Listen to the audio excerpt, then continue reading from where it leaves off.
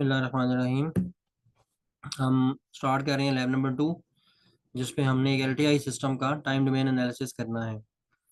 और LTI system, जैसा कि हमें आइडिया है कि बेसिकली ये एक लीनियर टाइम इनवेरिएंट सिस्टम होता है। ठीक है, लिनियरिटी को हम डिस्कस कर चुके हैं, टाइम इनवेरिएंस को भी डिस्कस कर चुके हैं और बीबो स्टेबिलिटी भी पढ़ चुके हैं। तो लिनियरिटी और नॉन लिनियरिटी चेक करने के लिए हमें लेट एक सिस्टम दिया हुआ है डिफरेंस इक्वेशन की फॉर्म में। y of n minus 0.4 y of n minus 1 plus 0.75 into y of n minus 2 is equal to 2.2403 into x of n plus 2.4908 into x of n minus 1 plus 2.2403 into x of n minus 2। ये काफ़ी detailed किस्म की difference equation हमें given है, उसको हमने implement करना है और सिस्टम के हवाले से चेक करना है कि वो एलटीआई सिस्टम है या नहीं। ठीक है, तो कोड को हम कर लेते हैं कॉपी एक स्क्रिप्ट फाइल में और इसको सेव कर लेते हैं as R DSP lab number 2। और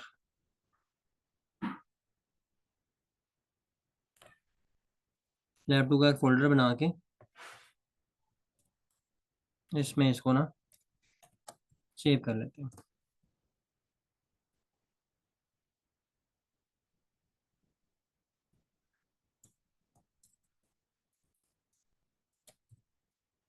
डीएसपी लैब 2, ठीक है जी। और अब इस कोड को समझना शुरू करते हैं। और मैट लैब में एम फाइल आपको नज़र आ रही है ओपन हुई हुई, जिस पे मैंने भी कोड पेस्ट किया है। जी सर। ओके, अब इस कोड वाले पोर्शन को थोड़ा एनलार्ज कर लेते हैं ताकि हम इसको आराम से डिस्कस कर सकें। और कोड पढ़ा जा रहा है आपसे, एम्पलीफायर यूज़ करें साथ में। वो एम्पलीफायर कह रहा हूँ, सर एम्पलीफायर पढ़ा जा रहा हर बंदा स्क्रीन से खुद जूम कर सकता है, वो आ रहा है नजर से, ठीक आ रहा है बिल्कुल। है। ओके, अच्छा जी। तो कोड कहाँ से स्टार्ट हो रहा है जी? Clear all and close all से। उनका पर्पस आपको पता है। क्लियर ऑल जो है क्या करता है कि मैटलैब में जो वर्क स्पेस होता है, जिसमें कि पुराने सारे वेरिएबल जो आपने यूज़ किए होते हैं करंट सेशन में, उनका एक रिकॉर्ड होता है, उनकी एक लिस्ट होती है, वेरिएबल नेम्स, उनके साइजेस, उनके अंदर मौजूद मैक्सिमम और मिनिमम वैल्यूज़ वो सारी आ रही होती हैं। तो ये उसको क्लियर कर देता है ताकि आपकी जो प्रीवियस जो इस करंट प्रोग्राम को चलाने से पहले जो वेरिएबल्स बने हुए हैं वो क्लियर हो जाएं। उसके बाद जी ए और बी हम दो कॉन्स्टेंट्स डिफाइन कर रहे हैं। ए की वैल्यू 2 है और बी की वैल्यू -3 है। जब हमने लिनियरिटी को जब पढ़ा था तो हम क्या करते थे, दो इनपुट्स लेके x1 और x2, और उनको इस अंदाज में इनपुट बनाते थे कि a into x1 plus b into x2, इस पूरे कॉम्बिनेशन को इनपुट बनाते थे। तो उस मकसद के लिए यहाँ पर हमने a और b डिफाइन कर लिए हैं। उसके बाद x1 और x2 दो इनपुट्स को डिफाइन किया, जो कि दो डिफरेंट कोसाइन फंक्शंस हैं। x1 है cosine of 2 pi into 0.1n, और x2 है cosine of 2 into pi into 0.4 into n। इन दोनों इनपुट्स का एक लीनियर कॉम्बिनेशन डिफाइन किया x, जो कि a into x1 plus b into x2 है। उसके बाद हम एक फिल्टर डिजाइन करेंगे, जो कि हमारा इस केस में डीएसपी सिस्टम होगा, जिसके हवाले से हम ये चेक परफॉर्म करेंगे कि वो एलटीआई सिस्टम है या नहीं है, लीनियर है या नहीं है। तो वो फिल्टर जो है उसको हम डिस्क्राइब करेंगे किस चीज़ से। उसके लिए हम जो डिफरेंस इक्वेशन है हमारी गिवन सिस्टम की, उसके कॉन्स्टेंट्स जो है लिखेंगे। और आप ज़रा देखें कि जो हम कॉन्स्टेंट्स लिख रहे हैं वो इस तरह से लिख रहे हैं कि अगर आपने मैनुअल ओपन किया हुआ है तो आप देखें कि जो हमारे पास डिफरेंस इक्वेशन थी ओरिजिनल, जो मैनुअल के पेज नंबर 12 पे लिखी हुई है टॉप पे, उसमें जो वाई के कोफिशिएंट्स हैं वो क्या हैं, 1 पॉइंट -0.4 एंड +0.75। इन सब कोफिशिएंट्स को हमने कहाँ पे मेंशन कर दिया कोड में, इनको डेन के नाम से एक वेक्टर बना लिया है, उसके अंदर मेंशन कर दिया है। और डिफरेंस इक्वेशन में जो एक्स टर्म्स के कोफिशिएंट्स थे, 2.2403, 2.4908 एंड 2.2403, उनको नाम के नाम से एक वेक्टर बना के वहाँ सेव कर लिया है। ठीक है जी। उसके बाद फर्दर क्या होगा, फर्दर ये होगा कि इनिशियल कंडीशंस, यानी कि जिस फिल्टर को हम यूज़ करने जा रहे हैं उसकी कुछ इनिशियल कंडीशंस जो हैं वो भी हमें पहले डिस्क्राइब करनी पड़ेंगी। तो वो हमने 0 0 मेंशन कर दी। और अब जिस सिस्टम को हमने टेस्ट करना है वो बेसिकली एक फ़िल्टर है, और उसको हम मैटलैब की फ़िल्टर कमांड के थ्रू कंस्ट्रक्ट करने जा रहे हैं। और y1 क्या है, फ़िल्टर हम एक डिज़ाइन कर रहे हैं जिसका रिस्पॉन्स नम और डेन जो दोनों वेक्टर्स हैं उसके मुताबिक डिसाइड होगा। इसकी इनपुट x1 होगी और इनिशियल कंडीशंस आई सी के नाम से हम इसको पास कर रहे हैं। अब फिल्टर की कमांड क्या करेगी, x1 को फिल्टर करेगी according to the filter specifications mentioned in num and den, और आउटपुट को y1 में सेव कर देगी। ये कमांड जो हमने लिखी है, y1 is equal to filter num comma den comma x1 comma initial conditions. इसी तरह से x2 इनपुट को प्रोसेस करेंगे हम फिल्टर से, तो उसके लिए ये कमांड है y2 is equal to filter num comma den comma x2 comma initial conditions. तो x2 जो है वो फिल्टर की इनपुट बनेगी। फिल्टर की स्पेसिफिकेशंस यानी कि फिल्टर किस तरह इनपुट को प्रोसेस करने जा रहा है वो इन्फॉर्मेशन नम और डेन में होगी, और फाइनल जो आउटपुट होगी x2 के लिए फिल्टर की वो y2 में सेव हो जाएगी। उसके बाद हम x को बनाएंगे इनपुट फिल्टर की। x क्या चीज़ है, linear combination of x1 and x2, a into x1 plus b into x2, ये x था। इस चीज़ को बनाएंगे इनपुट किस चीज़ की, फिल्टर की। और फिल्टर में उसी तरह से इनिशियल कंडीशंस पास करेंगे। x जो है वो फिल्टर की इनपुट है, और फिल्टर की अपनी डिटेल्स और कैरेक्टरिस्टिक्स जो है वो नम और डेन वेक्टर्स की फॉर्म में हमने फिल्टर को पास की हुई है। और अब y आ जाएगा। y क्या चीज़ है, आउटपुट है फॉर इनपुट x। फिल्टर की आउटपुट जो आएगी जब हम फिल्टर की इनपुट x को बनाएंगे उसको हमने y कह दिया। उसके बाद जिस हम लिनियरिटी में चेक करते थे कि अगर इनपुट जो है वो a into x1 plus B into x2 है, तो क्या आउटपुट जो है वो a into y1 plus B into y2 है। उस चीज़ को हमने डिफाइन कर लिया वाई टी के नाम से, कि वाई टी हम एक टर्म डिफाइन कर रहे हैं जो कि a into y1 plus B into y2 होगी। और अगर y और वाई टी सेम है, एग्जैक्टली आपस में इक्वल है, तो इसका क्या मतलब है कि सिस्टम लीनियर है। ठीक है, और अगर इनमें कोई डिफरेंस आ रहा होगा तो सिस्टम नॉन लीनियर होगा। फिर हमने डी ए डिफाइन कर लिया, वाई और वाई टी का डिफरेंस। और उसके बाद प्लॉटिंग कमांड्स है, सब प्लॉट करके फर्स्ट जो विंडो होगी उसमें एन के अगेंस्ट वाई प्लॉट होगा जो कि एक्स के अगेंस्ट फिल्टर की आउटपुट थी। सेकेंड विंडो में एन के अगेंस्ट वाई टी प्लॉट होगा, और थर्ड विंडो में एन के अगेंस्ट डी जो है वाई और वाई टी का डिफरेंस उसको प्लॉट करेंगे। और फिर देखेंगे कि इस रिस्पॉन्स के अकॉर्डिंगली हमारा क्या ओपिनियन बनता है कि ये सिस्टम जो है जिसको हमने फिल्टर की कमांड से डिज़ाइन किया है ये लीनियर सिस्टम है या नहीं। ठीक है जी, कोड की समझ आई है सबको। कोड में हमने क्या लॉजिक लगा के एक सिस्टम बनाया है फिल्टर की कमांड के थ्रू, और अब उसका रिस्पॉन्स चेक करेंगे कि वो लीनियर है या नहीं है। ठीक है जी, जी सर। ओके। अब इस कोड को रन करते हैं और देखते हैं कि क्या रिस्पॉन्स प्रोड्यूस होता है।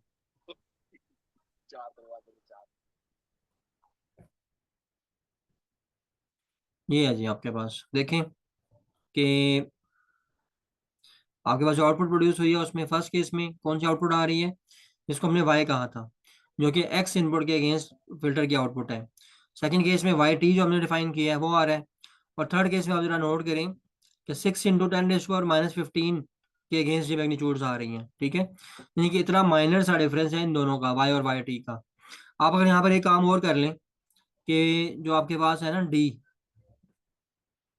ठीक है, उसमें आप एक काम करें कि राउंड कर लें डी को, डी के ऊपर राउंड की कमांड लगा दें। यानी कि डी में जो भी थोड़ी छोटी मोटी रेजिडुअल वैल्यूज हैं वो राउंड होके प्लॉट के ऊपर आए। उसका क्या फायदा होगा कि ये जो 6 × 10⁻⁻15 की रेंज में वैल्यूज हैं, बहुत ही माइनर वैल्यूज हैं क्लोज टू जीरो, वो आपको एग्जैक्टली जीरो होके ग्राफ में नजर आएंगी।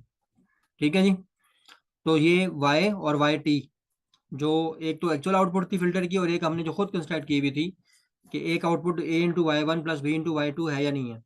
तो कंप्यूटेड आउटपुट और एक्चुअल आउटपुट जो है फिल्टर की, दोनों का डिफरेंस क्या आ रहा है according to third graph, zero आ रहा है डिफरेंस। ठीक है जी, तो ये हमारा फर्स्ट रिजल्ट है जो कि इस चीज़ को डिस्क्राइब कर रहा था कि हमारा जो गिवन सिस्टम है जिसको हमने फिल्टर की कमांड से डिज़ाइन किया है, क्या वो सिस्टम लीनियर है या नहीं। तो हमारा कमेंट क्या होगा कि ये सिस्टम लीनियर है। ठीक है जी, ये बात समझ में आ रही है जी आपको कि हमने कैसे स्टेब्लिश किया कि सिस्टम लीनियर है।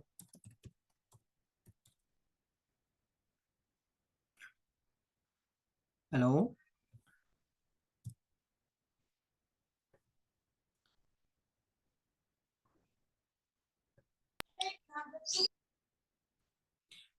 लिनियरिटी वाले पोर्शन में अगर किसी का कोई क्वेश्चन है तो काइंडली पूछ लें।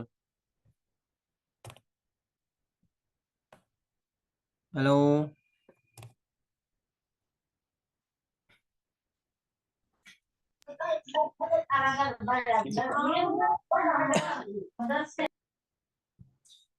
लिनियरिटी कोई क्वेश्चन नहीं है मुझे ऐसा लग रहा है, आगे चलते हैं।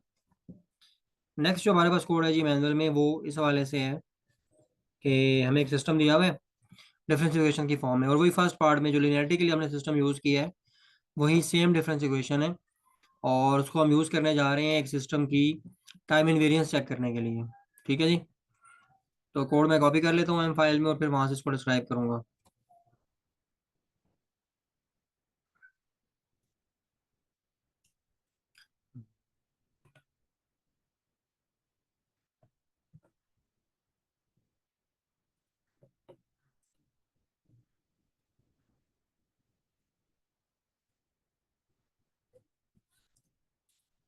अच्छा जी, ये कोड यहाँ पे कॉपी हो गया है, और अब हम इसको डिस्कस करके इसको फिर रन करेंगे। तो मैग्नीफायर से इसको थोड़ा सा मैग्नीफाई कर लेते हैं ताकि विजिबिलिटी थोड़ी इंप्रूव हो जाए आप लोगों के लिए। अच्छा जी, उसी तरह से ये कोड क्लोज ऑल और क्लियर ऑल से शुरू हो रहा है। एन एक टाइम वेक्टर है जो 0 से स्टार्ट होगा और 40 तक इसकी वैल्यूज जाएंगी with increment of 1 between consecutive samples. तो एन की वैल्यूज इस तरह होंगी 0 1 2 3 4 5 6 7 अप टू 40। उसके बाद डी एक कांस्टेंट डिफाइन की है 10, और ए और बी दो कांस्टेंट डिफाइन कर ली हैं। -2 है बी की वैल्यू, और ए की वैल्यू 3 है। ठीक है जी। उसके बाद नेक्स्ट क्या होगा कि आपके पास,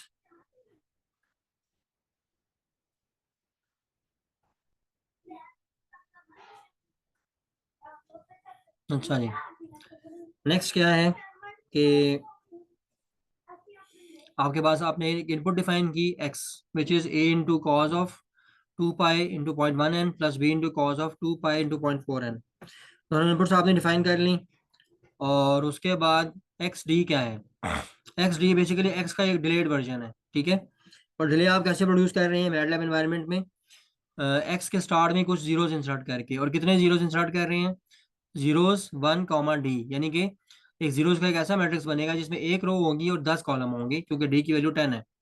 तो एक्स के स्टार्ट में आप 10 जीरोस इंसर्ट कर रहे हैं, और उससे एक ये सेंसेशन प्रोड्यूस होगी मैटलैब को कि x D is a delayed version of x, और डिले कितना है 10 सैंपल्स का। ठीक है जी। तो x D is basically delayed version of x. उसके बाद नम और डेन वेक्टर्स उसी तरह से डिफाइन कर रहे हैं हम जिस तरह लास्ट टाइम कोड में किए थे, और ये बेसिकली कोफिशिएंट्स हैं डिफरेंस इक्वेशन के। नम वाला जो वेक्टर है उसमें किस चीज़ के कोफिशिएंट्स हैं? x1 के। ठीक है। और इसको हम यहाँ ऐड भी कर लेते हैं। Num contains coefficients coefficients of x terms. ठीक है। X terms from difference equation. ठीक है जी। ये मैंने नोट ऐड कर दिया था कि आपको बाद में भी आइडिया होता रहे। अच्छा जी, उसके बाद डेन वेक्टर में क्या चीज़ है? Den contains coefficients of Y terms from difference equation. ठीक है जी। डिफरेंस इक्वेशन में जो वाई टर्म्स हैं उनको ले लेंगे हम, और वहाँ से ये हमारे पास एक डेन वेक्टर बन जाएगा। वाई टर्म्स जो हैं डिफरेंस इक्वेशन की, उनके कोफिशिएंट्स कलेक्ट करके लिख लेंगे। Initial conditions for the filter वो हमने जीरो रखनी है। उसके बाद फिल्टर की कमांड हमने अप्लाई कर दी, y is equal to filter num comma den comma X comma initial conditions, यानी कि x को एज इनपुट बनाना है फिल्टर के लिए। फिल्टर की स्पेसिफिकेशंस नम और डेन के अंदर हैं, और इनिशियल कंडीशंस हमने जो ऊपर मैट्रिक्स बनाया है वो इसको हमने पास कर दिया। उसके बाद डिलेड इनपुट जो थी एक्स डी, उसको फिल्टर करेंगे, और उसके लिए जो आउटपुट बनेगी वो वाई डी बनेगी। उसके बाद हम ये चेक करेंगे कि क्या वाई और वाई डी सेम है, यानी कि सेम इस सेंस में कि क्या वाई और वाई डी के जो सैंपल्स हैं डिलीट सैंपल्स, यानी कि 10 सैंपल्स के बाद वाला जो पार्ट है वाई डी का, क्या वो दोनों सेम है? और अगर वाई और वाई डी के 10 सैंपल्स के बाद वाले जो सैंपल्स हैं अगर वो सेम है, तो आपके पास डी जो आएगा इस केस में difference of the Y and Y D वो जीरो आएगा। और आपको आइडिया हो जाएगा कि आपका जो सिस्टम है वो टाइम इनवेरिएंट है। आपने इनपुट को डिले किया बाय 10 सैंपल्स, तो सेम आउटपुट जो थी वो डिले होके आ गई है बाय 10 सैंपल्स। बाकी प्लॉटिंग कमांड्स में आपने सब प्लॉट लगा के फर्स्ट विंडो में एन के अगेंस्ट वाई को प्लॉट करना है, सेकंड विंडो में एन के अगेंस्ट वाई डी के सैंपल नंबर 10 से आगे जो सैंपल्स हैं उनको प्लॉट करना है, और नहीं सॉरी वाई डी के सैंपल नंबर 1 से 41 तक आप प्लॉट कर रहे हैं। और उसके बाद फाइनल जो प्लॉट है उसमें एन के अगेंस्ट डी को प्लॉट कर रहे हैं।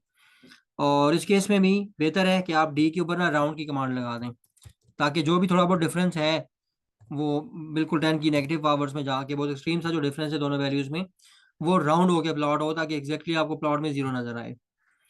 ठीक है जी। अब इस कोड को रन करते हैं और आप ये देखेंगे जो आउटपुट प्रोड्यूस हो रही है, फर्स्ट केस में जो आउटपुट है वो एक्स इनपुट के अगेंस्ट है जो कि वाई ऑफ एन है। सेकंड केस में आप देखें कि वो सेम आउटपुट जो है वो एक डिले के साथ प्रोड्यूस हो रही है। आप देखें यहाँ पर जो आउटपुट थी जीरो के अगेंस्ट मैग्नीट्यूड तकरीबन वन के करीब है। अगर आप इसको देखना चाहते हैं तो आप देख भी सकते हैं, एक्स जीरो के ऊपर आउटपुट जो है वो 2.2 है। और इस केस में क्या सर हुआ इसका है? ग्राफ शो नहीं हो रहा हमारे पास। हम्म। सर इसका ग्राफ शो नहीं हो रहा हमारे पास। क्योंकि वो मैटलैब की जो मेन विंडो है ना, सिर्फ मैंने उसको शेयर किया हुआ है ना आपके पास। जी सर। वो जूम की लिमिटेशन है ना कि वो एक वक्त में एक ही विंडो शो करता है आपको। तो एक सेकेंड अगर आप रुक जाएं तो मैं आपको ग्राफ वाली विंडो जो है ना, मैटलैब जो है मेन मैटलैब है, उसको शेयरिंग से हटा के ग्राफ दिखा देता हूँ, कोई मसला तो नहीं है? जी सर। ठीक है, ये लीजिएगा जी। अब आप नोट करें कि फर्स्ट जो आउटपुट है ना ग्राफ में सबसे ऊपर टॉप रो में, वो उसमें क्या हो रहा है? ये वाई ऑफ एन का ग्राफ है फर्स्ट वाला। वाई ऑफ एन क्या चीज़ है? जब इनपुट एक्स थी तो फिल्टर की आउटपुट वाई थी, वाई ऑफ एन। अब इसमें जरा नोट करें कि एक्स जीरो है जब, उस वक्त वाई की मैग्नीट्यूड कितनी है? 2.2। ठीक है। और सेकंड ग्राफ में आपके पास क्या चीज़ आ रही है? डिलेड इनपुट के अगेंस्ट आउटपुट आ रही है। तो अब आप इसमें देखें कि टेंथ सैंपल जो है वहां पर जब एक्स की वैल्यू 10 है, अब आउटपुट कितनी प्रोड्यूस हो रही है? जी सर। 2.2। ठीक है। 2.2। यानी कि एक्स डी यानी कि delayed version of x filter को देने से जो आउटपुट आई है वो भी ओरिजिनल आउटपुट का एक डिलेड वर्जन है। सिर्फ आउटपुट में डिले प्रोड्यूस हुआ है इनपुट को डिले करने से, बाकी आउटपुट के नेचर में कोई चेंजिंग नहीं हुई। ठीक है जी। और इस यही डेफिनेशन है टाइम इनवेरियंस की। इसका मतलब है कि हमने जो फिल्टर डिजाइन किया है, फिल्टर की कमांड लगा के, वो एक ऐसा सिस्टम है जो कि टाइम इनवेरिएंट सिस्टम है। ठीक है। और जो हमें डिफरेंस इक्वेशन के थ्रू सिस्टम गिवन था, उसके हवाले से हमने ये प्रूव कर लिया कि वो टाइम इनवेरिएंट है, क्योंकि जो दोनों सैंपल्स को हमने जब कंपेयर किया, ठीक है, ओरिजिनल वाई के सैंपल को जीरो से स्टार्ट लेना है और वाई डी के जो सैंपल नंबर 10 से स्टार्ट लेना है, तो दोनों बिल्कुल आपस में सेम है। और जस्ट आप ये कह सकते हैं कि वाई डी जो है एक्स डी के अगेंस्ट जो आउटपुट आई है, वो दरअसल जस्ट वाई का एक डिलेड वर्जन है और उसमें कोई चेंजिंग नहीं हुई। ठीक है जी। जी सर। ये बात सबको क्लियर है?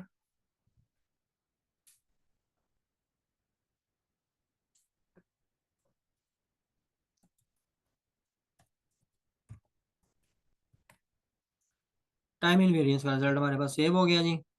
ठीक है। और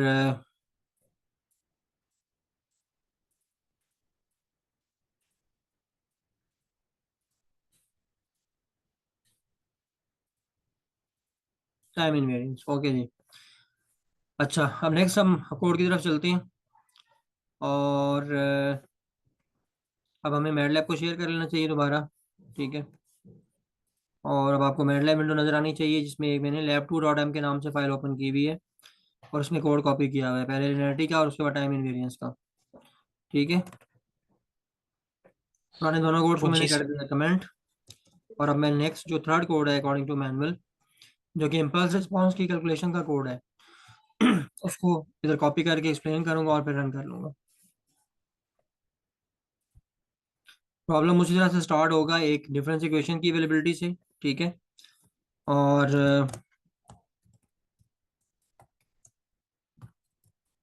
क्योंकि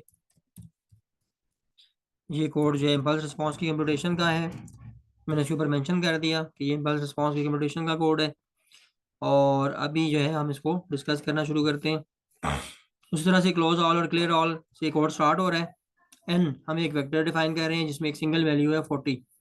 नम और डेन में उसी तरह से डिफरेंस इक्वेशन के कोफिशिएंट्स आ गए, नम के अंदर एक्स टर्म्स के और वाई के, डेन के अंदर वाई टर्म्स के कोफिशिएंट्स। उसके बाद इम्पल्स रिस्पॉन्स की कंप्यूटेशन के लिए मैटलैब में एक कमांड यूज होती है इम्प जी के नाम से। ठीक है, IMPZ।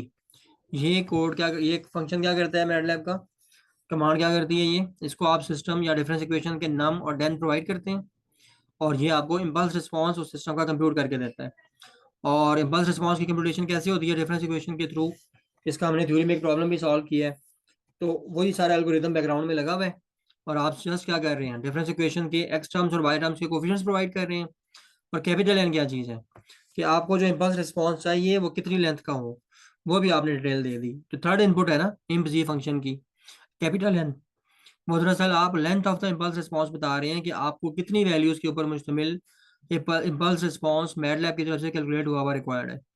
तो वो y जो है उसका साइज 40 होगा, और y वेक्टर के अंदर बेसिकली इम्पल्स रिस्पॉन्स कंप्यूट हुआ हुआ होगा, और उसको आप बाद में प्लॉट कर लेंगे प्लॉटिंग कमांड्स के थ्रू। ठीक है जी।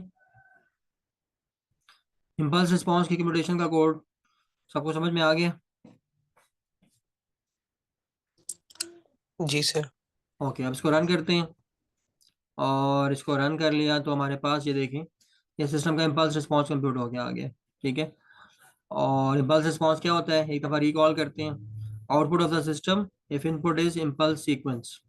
और इसमें कंप्लीट सिस्टम इंफॉर्मेशन होती है कि अगर सिस्टम को हमने इनपुट के तौर पे एक ऐसा सिग्नल दिया है जो कि इम्पल्स है, यानी कि जो कि फ्रिक्वेंसी डोमेन में उसके अंदर जीरो से माइनस इन्फिनिटी से लेके प्लस इन्फिनिटी तक सारी की सारी इंफॉर्मेशन है, सारी फ्रिक्वेंसीज की इंफॉर्मेशन है, तो उसके अगेंस्ट सिस्टम जो रिस्पॉन्स प्रोड्यूस करता है उसको इम्पल्स रिस्पॉन्स कहा जाता है। ठीक है जी। तो ये स्लैब का थर्ड रिजल्ट है। उसके बाद आगे चलते हैं। हमारे लास्ट 10 मिनट्स का काउंटर जो है वो शुरू हो गया है जूम सेशन के ऊपर। तो अभी जो सेशन चल रहा है इसके लास्ट 10 मिनट्स हैं, तो जल्दी जल्दी हम देखते हैं कि हम कितनी लैब कर सकते हैं इसमें, और फिर अगले सेशन का आपसे मैं जो लिंक है वो शेयर कर लूँगा, क्योंकि आज लैब वर्क हमने काफ़ी सारा करना है, क्योंकि मिड टर्म होने वाला है और हम सेकंड लैब पे बैठे हुए हैं। स्टेबिलिटी का कोड है जी उसके बाद। ठीक है, नेक्स्ट हमने जो टास्क डिस्कस करना है वो स्टेबिलिटी है। और पुराने कोड को कर दें कमेंट, और नया कोड जो है वो इस चीज़ का है, स्टेबिलिटी का। ठीक है, स्टेबिलिटी का कोड है। अच्छा जी, तो हम क्या करने जा रहे हैं जी, स्टेबिलिटी का कोड कर लिया हमने कॉपी, मैट लैब में पेस्ट करके इसको डिस्कस करेंगे, और फिर रन करके एक सिस्टम के ऊपर स्टेबिलिटी का चेक परफॉर्म करेंगे। और टाइम जो है वो लास्ट 10 मिनट चल रहे हैं इस लैब के, इस सेशन की, सॉरी। अच्छा जी, नज़र आ रहा है जी कोड स्टेबिलिटी का स्क्रीन पे? क्लोज और क्लियर जी और सर। से शुरू होगा ये कोड। और हमने इसे एक एक्स इनपुट डिफाइन की है, सिस्टम की जो इनपुट बनेगी विच इज़ अ वेक्टर जिसकी पहली वैल्यू 1 है, और उसके बाद 40 जीरोज हैं इसमें, जो कि जीरो वाले वेक्टर के थ्रू हमने क्रिएट किया, जीरो वाली कमांड के थ्रू। उसके बाद एन एक वैल्यू डिफाइन कर दी है जिसमें जीरो से लेकर 40 तक वैल्यूज होंगी विद इंक्रीमेंट ऑफ 1। उसके बाद हमने एक फोर्थ ऑर्डर सिस्टम डिफाइन किया है, और उसके नम और डेन जो है ना उसके यानी कि कोफिशिएंट्स, वो नम और डेन वेक्टर्स में जो है वो लिख के उनको मैट लैब में सेव कर दी है। उसके बाद एन जो है कैपिटल एन, वो 200 है। और इम्पल्स रिस्पॉन्स की कंप्यूटेशन वाली कमांड हमने लगानी है IMPG, उसको नम और डेन पास करना है, और n+1 साइज का हमें इम्पल्स रिस्पॉन्स कंप्यूट हुआ हुआ चाहिए, जो कि h वाले वेक्टर में कैलकुलेट होकर आ जाएगा IMPG कमांड के थ्रू। उसके बाद हम एक फॉर लूप लगा रहे हैं ताकि हम एच ऑफ के को ना सम कर सकें, और उसके बाद उसको कंपेयर करेंगे कि क्या एच ऑफ के की जो एब्सोल्यूट वैल्यू है वो 10⁻⁻6 से लेस है, यानी कि क्या जो हमारा ये जो इम्पल्स रिस्पॉन्स आया है क्या वो एब्सोल्युटली समेबल है। जो बीबो स्टेबिलिटी को चेक करने की कंडीशन थी, बाउंडेड इनपुट बाउंडेड आउटपुट को चेक करने की एक कंडीशन थी कि आपका सिस्टम का जो इम्पल्स रिस्पॉन्स है वो एब्सोल्युटली समेबल होना चाहिए, यानी कि उसका सम जो है वो लेस देन इन्फिनिटी आए। तो उसको हम इस तरह से चेक कर रहे हैं। उसको हमने एक स्टेटमेंट लगा के फॉर लूप के अंदर हम पहले सारे सैंपल जो है एच ऑफ के उनको आपस में ऐड करेंगे। और ऐड हम इस तरह से कर रहे हैं कि हमने एक पार्शियल सम के नाम से एक पहले वेरिएबल बनाया है जिसको जीरो वैल्यू दे दी है। इसको कहते हैं इनिशियलाइजेशन ऑफ द वेरिएबल, यानी कि defining the variable and initialising the variable. Partial sum के नाम से, पार सम के नाम से हमने एक वेरिएबल बनाया है, उसको जीरो वैल्यू दे दी है। उसके बाद एक फॉर लूप लगाया है, वो उसमें के वेरिएबल पास करेंगे, और के की वैल्यूज 1 से लेके कैपिटल n+1 तक होंगी। एन हमने ऊपर डिफाइन किया हुआ 200। और पार्शियल सम में क्या वैल्यूज आएंगी, पार्शियल सम प्लस एब्सोल्यूट वैल्यू, यानी कि मैग्नीट्यूड ऑफ एच ऑफ के, यानी कि एच जो है इम्पल्स रिस्पॉन्स, उसके सारे सैंपल्स 1 बाय 1 ऐड होके इसमें सम बन रहा होगा। और फाइनली हम क्या करेंगे, हम चेक करेंगे कि क्या absolute value of H of के वो 10⁻⁻6 से लेस है या नहीं है।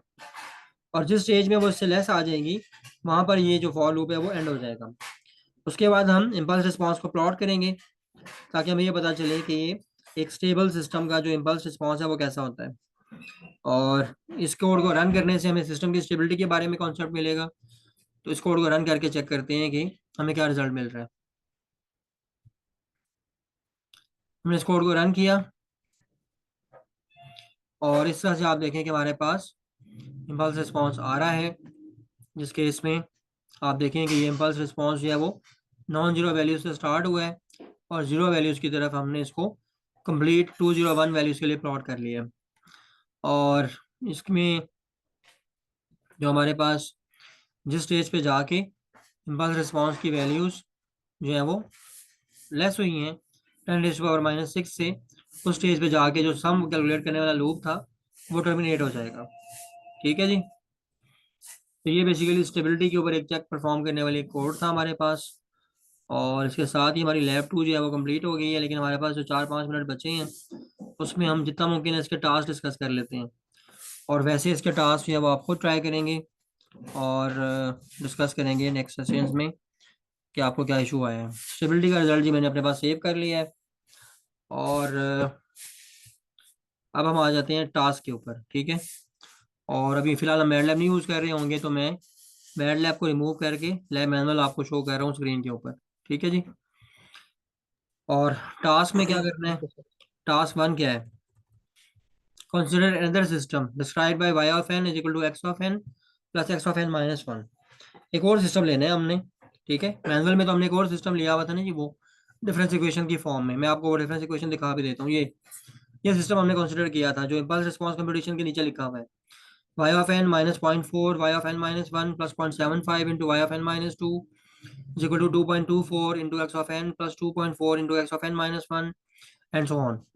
तो अब वो कह रहे हैं टास्क में कि आप सिस्टम थोड़ा स्लाइटली डिफरेंट ले लें। ठीक है। और क्या करें? डिफरेंट सिस्टम लेके तो y1 of n y2 of n और y ऑफ n इनके लिए आउटपुट प्रोड्यूस करें। और फिर उसके बाद y ऑफ n को y के साथ कंपेयर करें कि क्या दोनों सीक्वेंसेस इक्वल हैं और सिस्टम लीनियर है या नहीं। तो सिंपली टास्क 1 में आपने क्या करना है? ये जो सिस्टम लिखा हुआ है y of n is equal to x of n plus x of n minus 1, इसके लिए चेक करना है कि ये सिस्टम लीनियर है या नहीं है। ठीक है। तो सारा वही लिनियरिटी वाला कोड यूज होगा, लेकिन सिस्टम उसके अंदर डिफरेंट हो जाएगा। तो ये जो आपके पास नम और डेन वाला जो वेक्टर होता है ना, वो चेंज हो जाएगा, बाकी सब डिटेल्स सेम रहेंगी। ठीक है जी। हम इसको परफॉर्म कर लेते हैं। लगे हाथ तो हमारे पास लिनियरिटी का कोड टाइप तो हुआ हुआ है मैटलैब में। तो फॉर टास्क 1 हमारे पास उसके अंदर हम जस्ट सिस्टम चेंज करने वाले हैं, बाकी सब कुछ सेम रहेगा। ठीक है।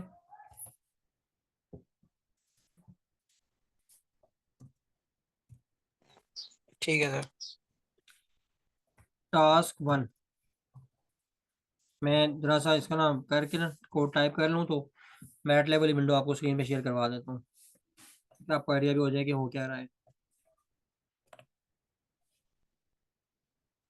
अच्छा जी, मैनुअल से अब हमारा इतना खास उस तरह से लेना देना नहीं है, तो मैट लेवल विंडो शो करवा लेते हैं सामने और उसके मुताबिक सिस्टम को एनालाइज करते हैं कि अच्छा। अब आप देखें कि नम और डेन वेक्टर जो हमारे पास लिखे हुए थे, नम वेक्टर में एक्स टर्म्स के कोफिशिएंट्स थे और इस केस में अब एक्स टर्म्स क्या हैं जो अभी हमें टास्क में सिस्टम लेने को कहा गया है? 1 and 1 दो टर्म्स हैं, X of N and X of N minus 1। और वाई ऑफ एन के लिए जस्ट एक ही टर्म नजर आ रही है, which is Y of N, और उसका कोफिशिएंट 1 है। तो नम के अंदर आपके दो कोफिशिएंट्स आ जाएंगे 1 and 1, और डेन के अंदर एक ही कोफिशिएंट आएगा 1, और बाकी सारी डिटेल सेम रहेंगी। ठीक है। अब आप इसको प्लॉट करें तो आपको क्या रिजल्ट मिलता है ये देखते हैं। इस केस में हमें रिजल्ट ये मिला है कि मेरे ख्याल से कोई एरर आ गया है। और एरर ये है जी कि error using filter, initial conditions must be a vector of length maximum length of A and B minus 1। अच्छा, जो इनिशियल कंडीशंस वाला वेक्टर है ना उसकी लेंथ के ऊपर रिस्ट्रिक्शन है, और वो क्या होना चाहिए? लेंथ ऑफ ए और लेंथ ऑफ बी में से आप एक मैक्सिमम वैल्यू पिक करें और उसके बाद उसमें से माइनस 1 कर दें। अच्छा, तो इसका मतलब है कि अभी इनिशियल कंडीशंस क्या होनी चाहिए? उसका साइज या उसमें से एक रिड्यूस करके देखते हैं। हाँ, अब हो गया। ठीक है जी। According to the condition according to the formula, अब ये सिस्टम भी जो है ये भी लीनियर है। ठीक है, क्योंकि इसमें भी डिफरेंस वेक्टर क्या आ रहा है? 0 आ रहा है। ठीक है जी। टास्क 1 हो गया, उसका रिजल्ट भी पोस्ट कर दूंगा। तो अपने पास इसको मैं फोल्डर में सेव कर रहा हूँ। ठीक है। ठीक है सर। यानी कि हम लैबें भी पढ़ाएं और आपके टास्क भी करें, ठीक है यार। अच्छा, ये हो गया। Thank you sir. अच्छा जी, लास्ट मिनट है, सेशन क्लोज होने लगे हैं, इसको क्लोज होने दें। और फिर मैं अगला लिंक शेयर कर दूंगा अभी, ठीक है, क्योंकि ठीक है सर। लैब का काम काफ़ी सारा पेंडिंग है, तो वो ताकि हो जाए, आज इत्फाक से वक्त भी है, तो हम इसको कंटिन्यू करेंगे।